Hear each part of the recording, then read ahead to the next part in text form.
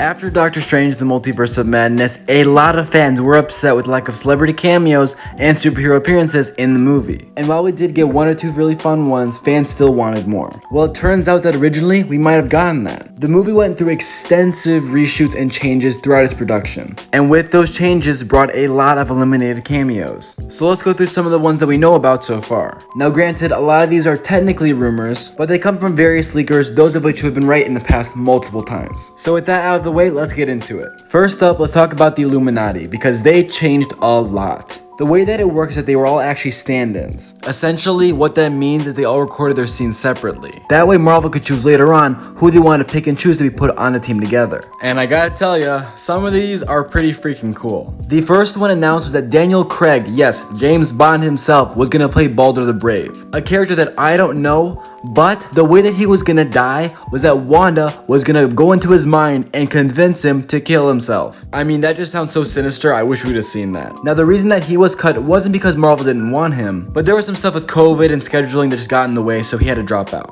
And thus, he ended up being replaced by none other than John Krasinski's Mr. Fantastic. Yeah, believe it or not, he was actually a very late addition to the movie. But speaking of Wanda, her father was gonna show up. That's right, Magneto was gonna be in the movie. But it wasn't Ian McKellen's Magneto. It was actually Michael Fassbender's. Now, I've heard conflicting things, but the general idea is that he did not actually film these scenes. The idea was just thrown around heavily. Now, someone that a lot of people were looking forward to in this movie was Tom Cruise playing Superior Iron Man. Now, sadly, he didn't shoot these scenes or anything like that. He was considered for the role, but they couldn't figure out scheduling because of the whole Mission Impossible sort of deal. So that idea was dropped early on, but supposedly there are plans to bring his Iron Man into the MCU in the far future. And to wrap up the Illuminati cameos, Ghost Rider was also supposed to be a member. Most likely, Nicolas Cage's Ghost Rider. And his fight was supposed to be brutal and one of the longest out of all the Illuminati members. Now, this rumor is extra grain of salt, but I also heard that during the final battle, when you see Doctor Strange dreamwalking, when Christina is using that lamp as a weird flamethrower, that was actually supposed to be Ghost Rider instead, killing those spirits of the damned.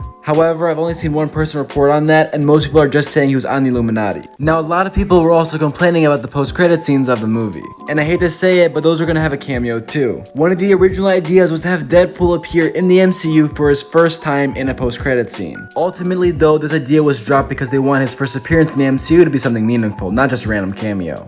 And that's all we know for now. But if I hear any reliable rumors about other cut cameos, I'll for sure make a video about them. So if you like that stuff, I do hope you subscribe and stick around. Thank you so much for watching and have a great rest of your day.